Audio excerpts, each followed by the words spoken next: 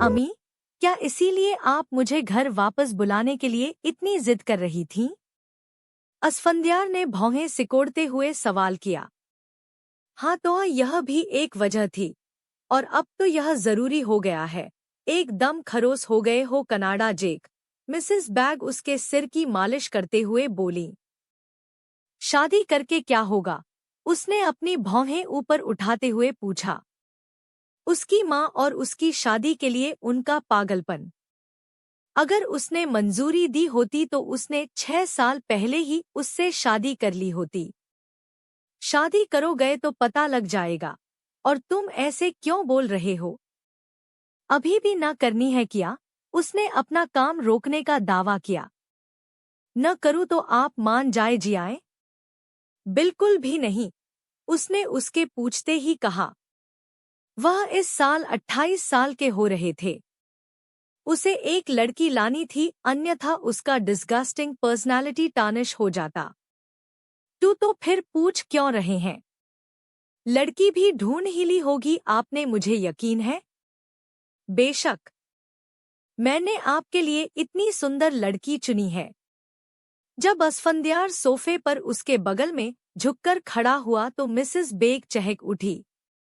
अच्छा, तो इससे पहले कि असफंद्यार अपना सेंटेंस कंप्लीट कर पाता, उसके फोन की श्रिल साउंड ने उसकी बात काट दी। अमी, ऑफिस से कॉल है, आप खाना लगवाएं, मैं ये बात खत्म करके आता हूँ।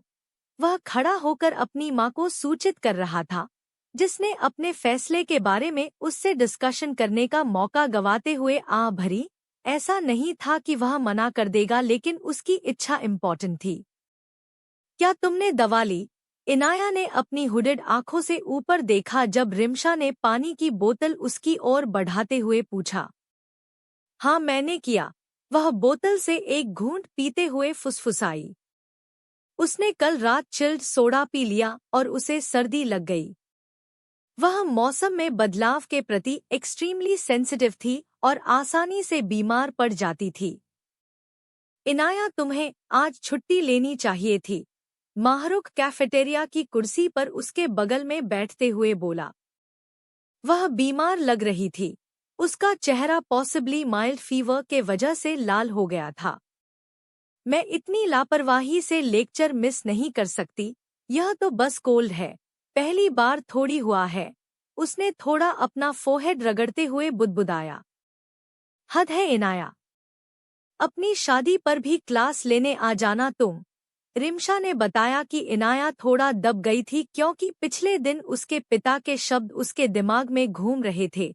हमारी परी के लिए इससे बेहतर खानदान कोई नहीं हो सकता। हालांकि उन्होंने उससे बात नहीं की थी, वह जानती थी कि बातचीत चल रही है। क्या हुआ? होना कुछ नहीं, क्लास का टाइम हो गया है, हमें जाना चाहिए। उसने अपना हाथ फड़फड़ाया और माहरुख और रिमशा को एक दूसरे पर नजर डालने के लिए मजबूर करते हुए खड़ी हो गई। डेफिनेटली उसके साथ कुछ गड़बड़ थी। क्या तुम ठीक हो? रिमशा ने इनाया की ओर देखते हुए फुसफुसाया, जो मुश्किल से खुद को संभाल रही थी। ऐसा लग रहा था जैसे वो किसी भी पल बेहोश हो जाएगी। बुखार उतर नहीं रहा था। मैं ठीक हूँ, उसने क्लास पर ध्यान देने की कोशिश करते हुए फुसफुसाते हुए कहा। सामने वाला पर्सन मिशन को पहले से भी ज्यादा परेशानी भरा बना रहा है। उसके सीरियस अपीयरेंसेस ने उसे एक बार फिर सरप्राइज्ड कर दिया। क्या उसके लौटने के बाद उसने एक बार भी उसके डिंपल देखे थे? वह मुस्कुराया क्यों नहीं? उसे तब तक एहसास नहीं हुआ कि वह गहरी सांस ले रही थी, जब तक कि असफंद्यार ने उसकी लगातार उस पर नजर देखना बंद नहीं कर दिया। मिस सलमान, उन्होंने स्टेज पर अपना हाथ रखते हुए पुकारा। मिस सलमान, उसने थोड़ा जोर से दोहराया और जब माहरुख ने उसके कंधे को थपथपाया तो इनाया अपनी सीट पर खिसक गई। हाँ, हाँ, वह लड़खड़ाते हुए खड़ी हो गई। उसकी सांसें हर सेकंड तेज हो रही थी। कहाँ खो गई हो? उसने तेज आवाज में जोर देकर कहा, जिससे इनाया की सांसें अटक गईं। उसका सिर भारी लग रहा था। आप ध्यान क्यों नहीं दे रही हैं, मिस सलमान? जब इनाया ने जवाब नहीं दिया तो उन्होंने कन्फर्मेशन की। वह खड़ी रही, अपना सिर नीचे किए हुए, अपनी उंगलियों से हिलती डुलती रही। माफ करें मिस्टर आलम, मुझे बीच में बोलने के लिए खेद है, लेकिन इनाया बीमार है। क्या आप उसे आज के लिए माफ कर सकते हैं? रिमशा इनाया के कंधे पर हाथ रखकर खड़ी हो गई। असफंदियार ने उसकी नाजुक बॉडी पर एक नजर डाली। ब्राउन कलर का शॉल उसे पूरी तरह से ढक रहा था, उसके हाथ थोड़े कांप रहे थे। क्या वह बीमार थी? अगर तुम्हें अच्छा महसूस नहीं हो रहा है तो तुम क्लास छोड़ सकती हो, उसने इनाया को उसकी पलकों से ऊपर की ओर देखते हुए कहा। उन्होंने कहा, मेरी मोमेंटम को ब्रेक करने की कोई जरूरत नहीं है। इनाया अपनी नजरें फेर लेती है। उसने महसूस किया कि उसके कोल्ड आइस ठीक उसके आर पार झांक रहे हैं। चलो चलें, रिमशा ने अपना हाथ झटकते हुए बुदबुदाया, जिसने घबराकर अपनी पलकें झपकाईं, जिससे उसे बढ़त मिल गई। उसे डिस्पेंसरी में ले जाओ। रिमशा ने उसकी धीमी आवाज को समझते हुए अपनी बात छोटी कर ली। उसकी आंखें थोड़ी फैल गईं। उसने कक्षा में कभी किसी से इतनी पोलाइटली बिहेव नहीं किया था। मैं करूंगी, मिस्टर आलम। फिर भी उसने अपना सिर थोड़ा पीछे घुमाते हुए कहा।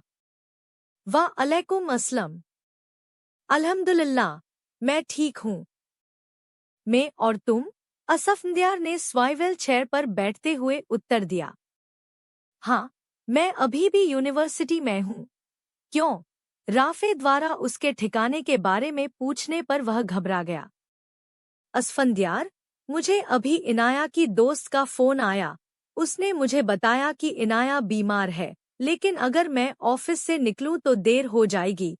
क्या आप प्लीज उसे घर छोड़ देंगे? राफे ने उसके दिल में एक अनिश्चितता घर कर जाने को प्रेरित करते हुए पूछा। क्या वह ठीक थी? हाँ, I'll do that। तुम फिक्र नहीं करो। असफंदियार स्वाइवल चेयर से अपना कोट झटकते हुए उठ खड़ा हुआ। इनाया की दोस्त भी उसके साथ जाएगी। मैं आपको उसका नंबर भेजूंगा, राफे ने बताया और असफंदियार ने सिर हिलाया। क्या आप उसे डिस्पेंसरी ले गई? जब उनकी कार यूनिवर्सिटी प्रेमिसेस से बाहर निकली तो असफंदियार ने रिक्वेस्ट की। रिमशा और इनाया पिछली सीट पर बैठी थी। उसने अभी देखा था कि इनाया का चेहरा कितना पीला पड़ गया था। वह बेहद बीमार लग रही थी। मिस्टर आलम, ये जिद्दी लड़की नहीं मानी, कहती है ऐसे ही ठीक हो जाएगी। रिमशा ने इनाया की ओर देखते हुए बड़बड़ाया, जो शर्मिंदगी और थकान के कारण अपना सिर नीचे झुकाए बैठी थी। शर्मिंदगी इस बात की थी कि वह ऐसी स्ट्रेंज सिचुएशन में उसकी कार में बैठी थी। क्या वह उसके बारे में क्या सोच रहा होगा, इस बात से शर्मिंदा है?